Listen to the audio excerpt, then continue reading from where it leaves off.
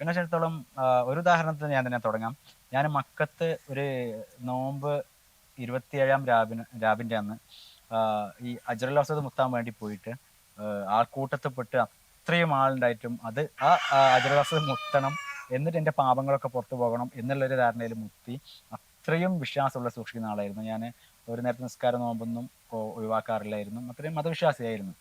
എന്തുകൊണ്ടെന്ന് പറഞ്ഞാൽ എൻ്റെ ഫാമിലിയിലുള്ള ആൾക്കാരെല്ലാവരും തന്നെ ഒരുവിധം മുസ്ലിംമാർ ഫാമിലിയാണ്.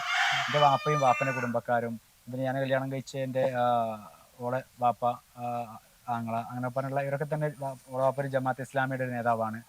എൻ്റെ വാപ്പ കുടുംബക്കാരൊക്കെ എപി സുന്നി വിഭാഗത്തിൻ്റെ ആൾക്കാരാണ്. അങ്ങനെ എല്ലാം കൊണ്ടും എന്താ ഒരു ഓർത്തഡോക്സ് ഫാമിലിയിൽ നിന്ന് കടന്നു വന്ന ഒരാളാണ് ഞാൻ. അപ്പം അവര് സാധാരണ നമ്മൾ ജന്മം കൊണ്ട് എന്തിന് ജനിക്കുന്നു അതാണ് നമ്മളൊരു മതമായി തീരുന്നത്. അതിൽ കവിഞ്ഞ മതം ഒന്നുമില്ല. ഞാൻ പറയുന്ന പാരമ്പര്യ രോഗമാണ് മതം. കാരണം എന്താണോ നമ്മൾ അതിൽ നിന്ന് പാരമ്പര്യമായി പോരുന്നു, അല്ലാതെ ആരും മതം പഠിച്ച് മതം തിരഞ്ഞെടുത്തിട്ട് ഇത്ര വയസ്സ് കഴിഞ്ഞതിന് ശേഷം മതം സ്വീകരിക്കുക എന്നല്ല. അപ്പം എല്ലാവർക്കും അവരുടെ മതം മഹത്തരമാണ്, അതിൻ്റെ നന്മകൾ മാത്രം അവർ കൊട്ടിഘോഷിക്കും, മറ്റെല്ലാ മതം വിഡ്ഢിത്തമാണ്. പക്ഷേ ഈ മതം ഉണ്ടാവുന്നത് ഓൺലി ബൈ ബർത്ത്. അത് ഏതിലാണോ ജനിക്കുന്നത് അതുകൊണ്ടാണ് മതം ഉണ്ടാവുന്നത്. അതേപോലെ തന്നെ എനിക്കും മതം ചക്കരയായിരുന്നു. അതുകൊണ്ട് തന്നെ അങ്ങനെ ഞാൻ പോരുന്ന ആളായിരുന്നു. അതിനിടയ്ക്ക് ഞാൻ കുറച്ച് വർഷങ്ങൾക്ക് മുന്നേ എനിക്ക് വായനാശീലം ഉണ്ടായിരുന്നു. എഴുത്തിനെ പറ്റി നിങ്ങൾ പറഞ്ഞല്ലോ, ഈ കഥ കവിത ഒക്കെ എഴുതാൻ സ്കൂളിൽ പ്രായം കഴിഞ്ഞൊരു പ്രീ ഡിഗ്രി കോളേജിലോ പഠിക്കുമ്പോഴേക്ക് ഞാനൊരു എഴുത്തിൻ്റെ ഒരു മഴ ലോകത്തേക്ക് എത്തിപ്പെട്ട ആളായിരുന്നു. അപ്പം അക്കാലത്ത് നന്നായിട്ട് വായിക്കാറുണ്ടായിരുന്നു തന്നെ പറയാം, അഭിമാനത്തോടെ പറയാം.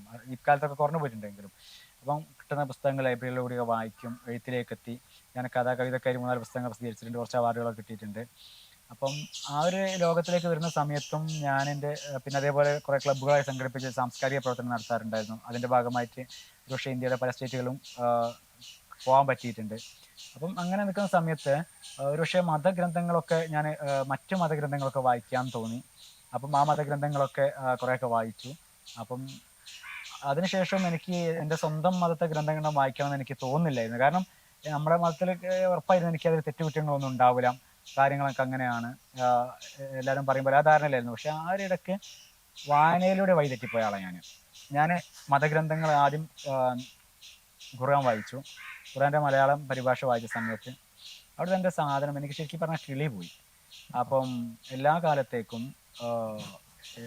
സർവകാലത്തേക്കും എല്ലാ മനുഷ്യർക്കും വേണ്ടിയിട്ടുണ്ടായ ഒരു മനുഷ്യൻ്റെ ജീവിതത്തിൻ്റെ തത്വസംഹിതയാണ് ഖുർആൻ എന്ന സാധനം.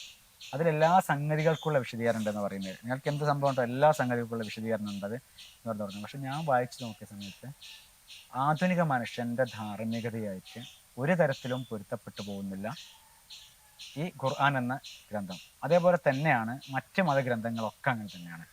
ഇതെല്ലാം ഒരു തരത്തിലുള്ള ഇപ്പം നമ്മൾ ഹിന്ദു പുരാണങ്ങളോ അല്ലെങ്കിൽ ഹിന്ദു മതഗ്രന്ഥങ്ങളോ ക്രിസ്തു മതഗ്രന്ഥങ്ങളോ ഒക്കെ എടുത്താലും നമുക്കിത് തന്നെയാണ് കാണാൻ കഴിഞ്ഞത്. പ്രത്യേകത ഒന്നുമില്ല. അതൊന്നും ആധുനിക ധാർമ്മികതയായിട്ട് പൊരുത്തപ്പെടുന്ന സംഭവങ്ങളല്ല. അതൊക്കെ ഒരു പക്ഷേ ഏതെങ്കിലും കവികൽപ്പനകളിൽ നിന്ന് വന്നതോ അല്ലെങ്കിൽ ആ കാലഘട്ടത്തെ ധാർമ്മികമായിട്ട് മാത്രം എടുത്തു വെക്കാൻ പറ്റിയ സാധനങ്ങളിൽ നിന്ന് കൂട്ടിച്ചേർക്കപ്പെട്ടതോ അല്ലാതെ പുതുമയൊന്നുമില്ല എന്ന് എനിക്ക് മനസ്സിലായി.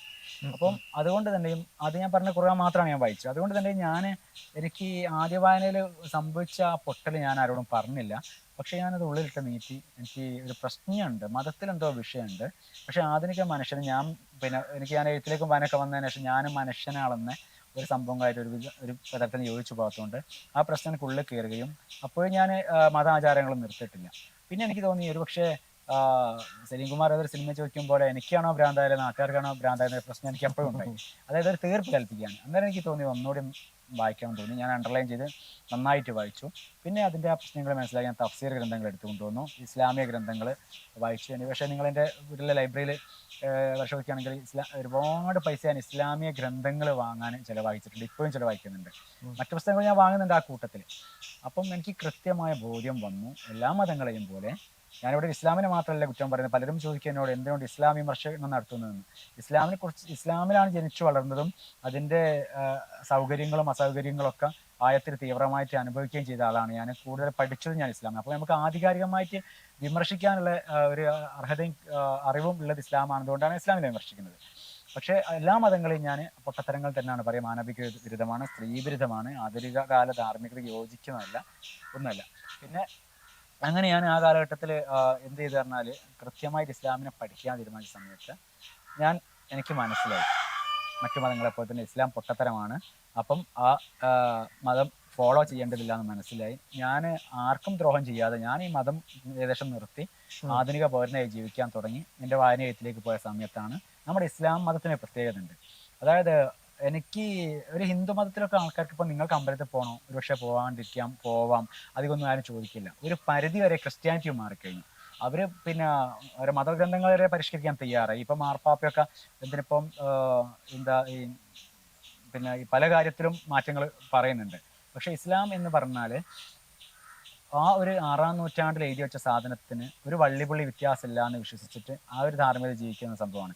അതുകൊണ്ട് തന്നെ എനിക്ക് ശരിയല്ല എന്ന് തോന്നുന്നത് ഞാൻ എന്ത് ചെയ്തു, അവിടെ നിർത്തി, പള്ളിയിലൊന്നും പോവാതെ അല്ലെങ്കിൽ ഇസ്ലാമിക കർമ്മങ്ങൾ ചെയ്യാതെയും അങ്ങനെയാണ് ഞാൻ ജീവിക്കാൻ തുടങ്ങിയത്. അപ്പോഴേക്ക് ഇസ്ലാമിൻ്റെ പ്രത്യേകത, അവർ ക്യാമറ കണ്ണുമായിട്ട് വരും, ചോദ്യം ചെയ്യും.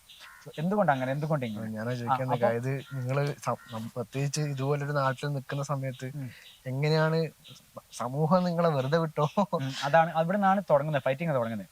അപ്പം എന്തുകൊണ്ട് അങ്ങനെ പറഞ്ഞാൽ സമൂഹം അതിൻ്റെ തീവ്രമായിട്ടുള്ള എന്താ നമ്മളെ മേഖലയിൽ തുടങ്ങി. അപ്പം നമുക്ക് പ്രതികരിക്കേണ്ടി വന്നു. ഇപ്പം ഇതിൻ്റെ പ്രശ്നം എന്താണ്, നമ്മൾ പ്രതികരിക്കുന്ന സമയത്ത് നമുക്ക് ആ ഒരു ചോദ്യങ്ങൾ വരും. ആ ചോദ്യങ്ങൾ വരുന്ന സമയത്ത് നമ്മൾ വീണ്ടും വീണ്ടും പഠിക്കപ്പെടും. അവിടെ നമ്മൾ ശരിക്കും ഒരു അധ്യാപകൻ എപ്പോഴും ഒരു വിദ്യാർത്ഥിയാവാൻ കാരണം പഠിപ്പിക്കും തോറും പഠിക്കുകയാണല്ലോ ചെയ്യുക. അതേപോലെ ഇവർക്ക് കാര്യങ്ങൾ ഉത്തരങ്ങൾ പറയാൻ വേണ്ടി ഞാൻ നിരന്തരം അന്വേഷിക്കാൻ തുടങ്ങി, വായിക്കാൻ തുടങ്ങി. അപ്പോഴേക്ക് എനിക്ക് ഇതിൻ്റെ ഭീകരത മനസ്സിലായി. അന്നേരമാണ് എനിക്ക് മനസ്സിലായത് ഞാൻ മാത്രം വിളിച്ചു വെക്കേണ്ട കാര്യമില്ല, ഇത് ആധുനിക സമൂഹത്തിന് പകർന്നു കൊടുക്കേണ്ട വിവരം എനിക്ക് കിട്ടിയിട്ടുണ്ട് എന്നുള്ള രീതിയിലാണ് ഞാൻ ഇതിൻ്റെ പുറത്തേക്ക് വരുന്നത്. പുറത്തേക്ക് വന്നുകൊണ്ട് മതവിമർശനത്തിലേക്ക് വരുന്നത്. പിന്നെ മതവിമർശനത്തിലേക്ക് വരുന്ന സമയത്ത് നിങ്ങൾക്കറിയാം, ഈ നാട് നമുക്കറിയാം, ഇവിടെ തൊട്ടടുത്താണ് കാന്തപുരം എന്ന ദേശം. അതേപോലെ നമ്മുടെ ഈ പ്രദേശം എന്ന് പറഞ്ഞാൽ മുസ്ലിം മെജോറിറ്റിയാണ്. ഇവിടുത്തെ ഒരു ആൾക്കാരൊക്കെ തന്നെ അതിൻ്റെതായ ഒരു കൾച്ചറിൽ വളരുന്ന ആളാണ്. അതിൽ നിന്നുകൊണ്ടൊരു മതവിമർശനം നടത്തുക എന്ന് പറഞ്ഞാൽ അതൊക്കെ എന്നോട് നാട്ടുകാർ ചോദിക്കും, ചളിക്കോട് എന്ന ദൂരമുള്ളവർ ചോദിക്കുക കണ്ണൂരാണോ അല്ലെങ്കിൽ കാസർഗോഡാണോ ചോദിക്കുക. പക്ഷേ കോഴിക്കോട് ജില്ലയിൽ ഇന്ന സ്ഥലം എന്ന് പറയുന്നത് അതെങ്ങനെ നടക്കുന്നു എന്ന് ചോദിക്കുക. അതെങ്ങനെ നടക്കുന്നു എന്നുള്ളതിൻ്റെ ഉത്തരമൊക്കെ അതിൻ്റെതായ എല്ലാ തരത്തിലുള്ള പീഡനങ്ങൾ ഞാൻ അനുഭവിച്ചിട്ടുണ്ട്, ഇപ്പോഴും അനുഭവിക്കുന്നുണ്ട്. കാരണം അതിൻ്റെ ഘട്ടത്തിൽ തന്നെ വേട്ടയാടലുകൾ ഉണ്ടായിരുന്നു, കുടുംബ ബഹിഷ്കൃതനായി. എൻ്റെ സ്വന്തം ഭാര്യ അവരുടെ കുടുംബം തന്നെ ഒഴിവാക്കിയിരുന്നു. പിന്നെ അവർക്കൊപ്പം ഈ കാര്യങ്ങൾ ബോധ്യപ്പെട്ടതിന് ശേഷം അവർ വീണ്ടും വന്നു. അങ്ങനെ നാനാതരത്തിലുള്ള വേട്ടയാടലുകളും ഒറ്റപ്പെടലുകളും അന്നും അനുഭവിച്ചിട്ടുണ്ട്, ഇന്നും അനുഭവിക്കുന്നുണ്ട്. ഇപ്പം പക്ഷേ അതിനെ ഒരു ഓവർകം ചെയ്യാനുള്ള ഒരു സ്വയം മാനസികാവസ്ഥ ഞാൻ നേടിയെടുത്തു എന്ന്